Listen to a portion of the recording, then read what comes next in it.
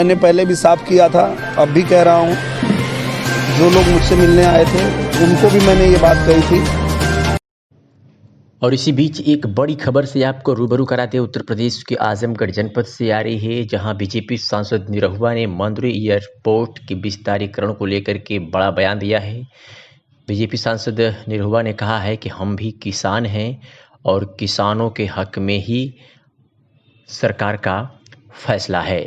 Azamgarh airport को लेकर के बीजेपी सांसद निरहुआ का बयान सामने आया है और निरहुआ सांसद ने अभी हाल ही में मंदुरी एयरपोर्ट को लेकर के ये बयान दिया है और उनका कहना है कि सरकार किसानों के हक में काम करेगी। जो लोग धरना दे रहे हैं उनसे भी उन्होंने अनुरोध किया है कि वो धरना प्रदर्शन पर से हट जाएं और अपना काम करें। उनके धरना प्रदर्शन से कोई फ़ायदा होने वाला नहीं है, क्योंकि सरकार जो भी काम कर रही है सोच समझ करके काम कर रही है, किसानों के हित में काम कर रही है। मंदुरी एयरपोर्ट बन जाने से, अंतर्राष्ट्रीय हवाई अड्डा बन जाने से क्षेत्रीय लोगों का विकास होगा।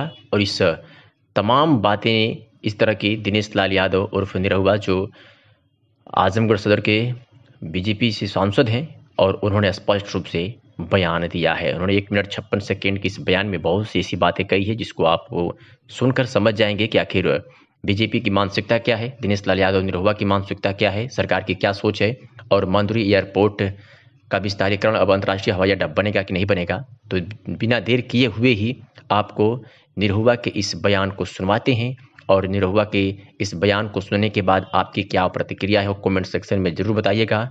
कि जो बीजेपी के सांसद दिनेश लाल यादव उर्फ निरहुआ हैं, उन्होंने जो भी बातें कही है 1 मिनट 56 सेकेंड की इस वीडियो में, जो भी बातें कही है कितना सही है और कितना गलत, वो कमेंट सेक्शन में आप ज़रूर बताइएगा।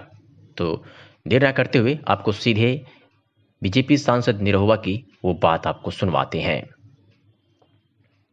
मैंने पहले भी साफ किया था, अब भी कह रहा हूँ, जो लोग मुझसे मिलने आए थे उनको भी मैंने ये बात कही थी कि जो सरकारी ज़मीन है, अगर एयरपोर्ट के लिए उसको अधिग्रहण उसका किया जाएगा तो उसमें आपको कोई आपत्ति नहीं होनी चाहिए।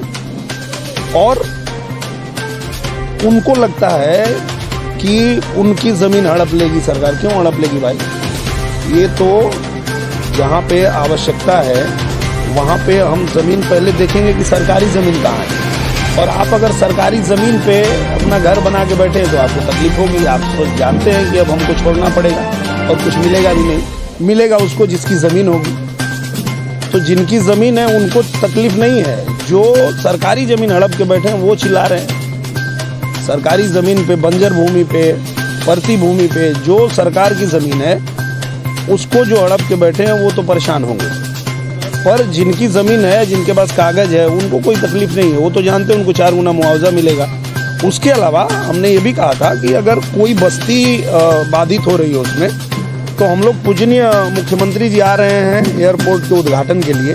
अभी जैसे लाइसेंस मिलेगा उद्घाटन के लिए आएंगे, तो हम लोग ये उनके सामने रखेंगे कि यहाँ पे ये ग्रामीणों की जो ज़मीन है, उनका घर है, वो लोग चाहते हैं कि जिधर खाली है उधर बनाया जाए। तो जिधर खाली है उधर कहा जाएगा। और मुख्यमंत्री जी तो गरीबों के नेता हैं, वो गरीबों के लिए काम करते हैं, किसानों के लिए काम करते हैं, तो वो सुनेंगे उनकी तकलीफ।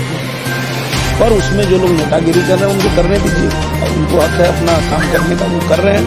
हम लोग अपना काम करेंगे और हम खुद भी किसान हैं। हम किसी किसान को तकलीफ थोड़े देंगे और किसी किसान का हक थोड़े छीनने देंगे। सरकार जब भी कोई भी काम करेगी वो किसानों के हक में ही काम करेगी। तो इतनी बड़ी गलती नहीं की कि आप जो मन करे वो बेचते रहेंगे। मौका मिलने की जरूरत है, ये देश जाग रहा है।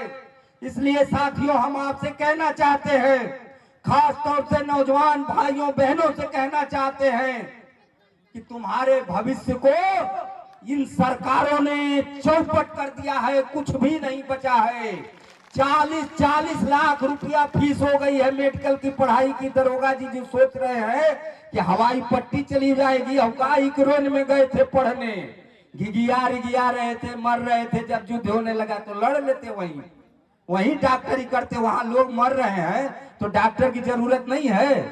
पढ़ाई का क्या मतलब है? संदीप भाई हमारे बैठे हुए हैं, वो कहते हैं कि पढ़ाई लिखाई चोर बनाती है, चोर। अनपढ़ आदमी ज्यादा ईमानदार और समझदार और बढ़िया है।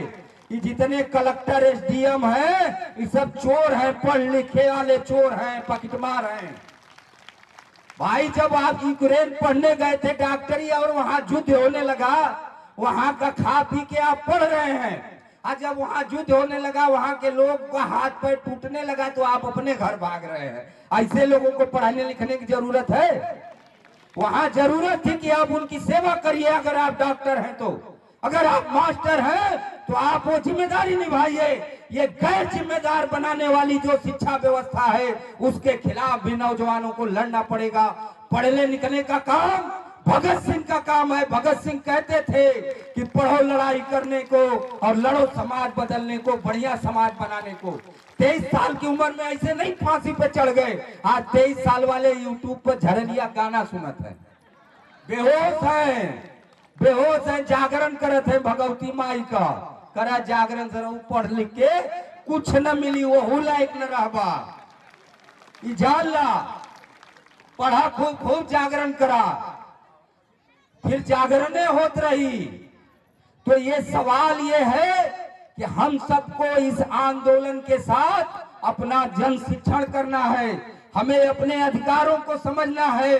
अगर आपका अधिकार बचा हुआ है तब ये जमुआ की और हरखिरिया की बाग में बैठे हैं, ये इसको भी छीन लेना चाहते हैं। इसलिए साथियों हम आपसे कहना चाहते हैं कि हमारे साथी महेश्वर ने लिखा है कि सृष्ट बीज का नाश न हो, सृष्ट बीज का नाश न हो, हर मौसम की तैयारी है।